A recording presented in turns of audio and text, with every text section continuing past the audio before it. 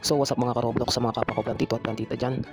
Meron ako isi-share sa inyong sikreto tungkol sa T-Rex na to.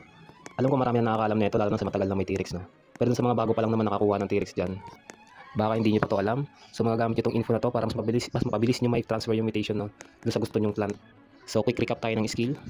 Every 20 minutes, do a random mutation from your garden, then roars spreading that mutation to 3.35 other random fruits in your garden. Pwede pa yung matagdagan no, yung random fruits na malalagyan, depende sa KG ng T-Rex nyo. So, panoorin natin tong clip na to ng mabilis na mabilis. Ayan, fast forward ko na, gumamit ako ng 4 na mimic, isang T-Rex. Antayin natin silang lahat ng skill. Yan, isa, dalawa. So, kung mapapansin nyo, ayan, pangatlong mimic. Kung mapapansin nyo na lahat ng mimic, iisa lang yung tinatarget nilang fruit o plants. Meron naman mga tanim ako sa paligid na maraming mutation. Ayan, isa lang talaga tinatarget nila. Yan. Yung sikreto syempre, ayan, kung nakikita nyo, naka-heart yung mga yan. Lahat yan sila naka-heart, nakapaligid, natanim. Maliban sa orange tulip. So yun nga guys, wala to sa skill description, pero hindi niya tinatarget yung mga naka-favorite plants or fruits. So with that, sobrang dali na niyang gamitin, di ba? Kasi pwede nyo nang piliin yung fruits na gusto nyo kuha ng mutation. Kung nag-aalala naman kayo, kung nag-aalala kayo na paano kung sa iba niya i-transfer sa hindi nyo gustong plants, so hindi yung sa target plus nyo na i-transfer kasi random nga. So napansin ko lang din dito sa T-Rex, kung sino yung pinakamalapit sa kanya, doon niya tina-transfer.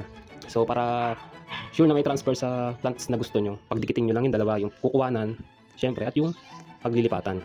So, meron pa pala tayong isang napansin, yung 3, 4 o 5 random fruits, syempre depende sa KGs, hindi different fruit, pwedeng mangyari na lahat yung i-transfer nyo sa isang fruit lang. So ayan, maraming salamat sa panonood, sana may natutunan kayo, yun lang, paalam.